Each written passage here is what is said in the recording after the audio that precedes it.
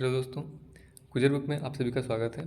इस वीडियो में बात करेंगे देश और उनके राष्ट्रीय खेल और पुरस्कार के बारे में। मतलब कि देश, उनके राष्ट्रीय खेल और खेल संबंधित जो पुरस्कार जो रहते हैं उनके बारे में बात करेंगे।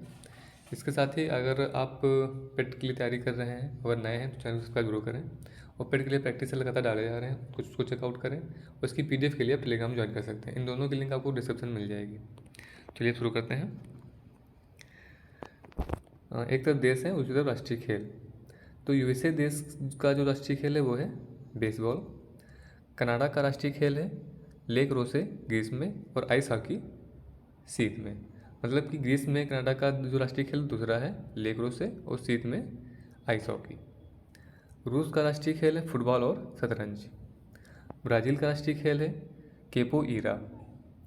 इंग्लैंड का राष्ट्रीय खेल है क्रिकेट। ऑस्ट्रेलिया का राष्ट्रीय खेल है क्रिकेट।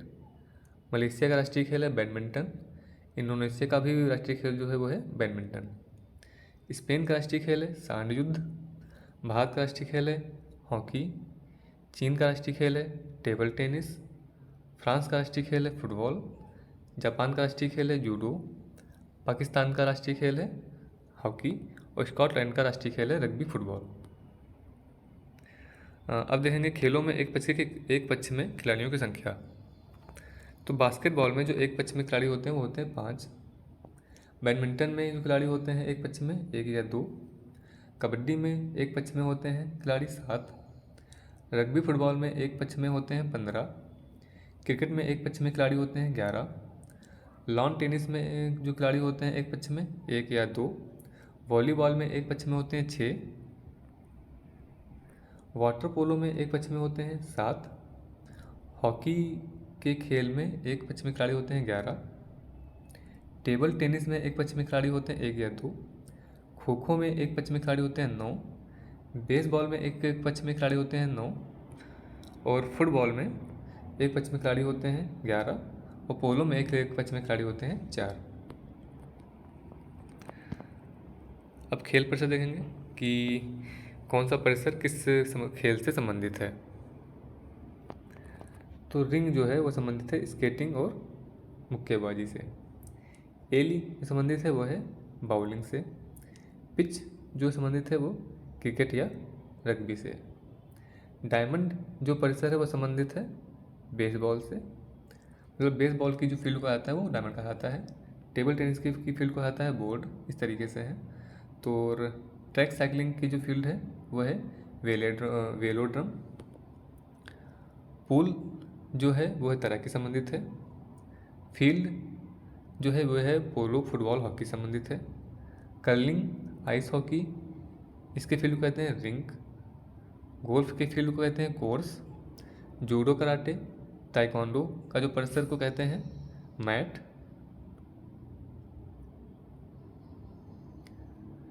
ट्रैक एथलेटिक्स के जो परिसर है उसको कहते हैं ट्रैक। और निशानेबाजी तीरंदाजी के परिसर को कहते हैं range. Tennis badminton netball kho kho squash kabaddi handball volleyball इनके जो परिसर को कहते हैं वो कहते हैं कोर्ट। अब खेलों से संबंधित पुरस्कार जो मिलते हैं उनको देखेंगे। तो एक तरफ है पुरस्कार का नाम, दूसरी तरफ है उनके विशेष तथ्य, मतलब उनके बारे में थोड़ी सी ब्रीफ जानकारी दी हुई है। तो पहला है राजीव गांधी खेल रत्न पुरस्कार। वर्ष 1991-92 में शुरुआत। उत्कृष्ट खिलाड़ी को खेलों में उसकी उपलब्धि हेतु प्रदान किया जाता है। सबसे पहले यह पुरस्कार शतरंज खिलाड़ी विश्वनाथन आनंद को मिला था। इसकी शुरुआत हुई थी 1991-92 में और सबसे पहले ये जो पुरस्कार मिला था शतरंज खिलाड़ी विश्वनाथन आनंद को 1991-92 में। अगला पुरस्कार है ध्यानचंद पुरस्कार। वर्ष 2002 में शुरुआत। खेलों में जीवन भर की उपलब्धि के लिए यह पुरस्कार दिया जाता है। तो इसकी शुरुआत हुई थी 2002 में। अगला पुरस्कार है अर्जुन पुरस्कार। वर्ष 1961 में शुरुआत। किसी खिलाड़ी को अंतर्राष्ट्रीय स्तर पर उसके पिछले 3 वर्ष की उपलब्धि पर यह पुरस्कार दिया जाता है। अगला पुरस्कार है द्रोणाचार्य पुरस्कार। वर्ष 1985 में शुरुआत हुई थी। विख्यात खेल प्रशिक्षकों को सम्मानित किया जाता है, मतलब दिया जाता है। ये जो कोच होते हैं, जो प्रशिक्षक होते हैं, उनको दिया जाता है और इसकी शुरुआत हुई थी 1985 में। नोट भी एक है कि वर्ष 2021 में राजीव गांधी खेल रत्न पुरस्कार का नाम बदलकर मेजर ध्यानचंद खेल रत्न पुरस्कार कर दिया गया था। तो ये इंपॉर्टेंट है, याद रखना। तो ये आज की वीडियो थी। अगर आपको इसकी PDF चाहिए तो टेलीग्राम जरूर ज्वाइन कर लें। वहाँ आपको ये वाली और आगे जितनी वीडियो आएंगी सारी PDF आपको वहाँ पे मिल जाया करेंगी।